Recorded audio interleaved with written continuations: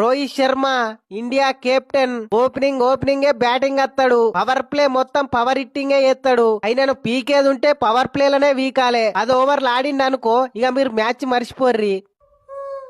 ఇంకో ఓపెనర్ గిల్లు అంత ఈజీగా అవుట్ గాడు. ఈ నాట కట్టిరుగది పాము సావదన్నట్టు ఉంటది. వన్డేలల్లా చాలా డేంజరు.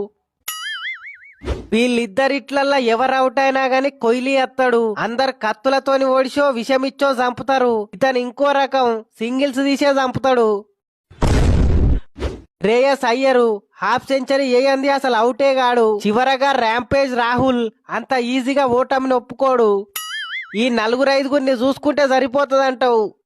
ఇప్పటి వరకు నేను చెప్పింది టీజర్ మాత్రమే. అసలు సినిమా వాడు వచ్చినాకనే స్టార్ట్ అవుతుంది. ఫస్ట్ ఈ నలుగురు ఐదుగురు వచ్చి కొట్టినా నొప్పెట్టది గాని మొత్తం ఓపిక అంతా అయిపోయినాక వాడొచ్చి పగబట్టినట్టే కొడతాడు. వాడే కుంగ్ఫు పాండ్యా.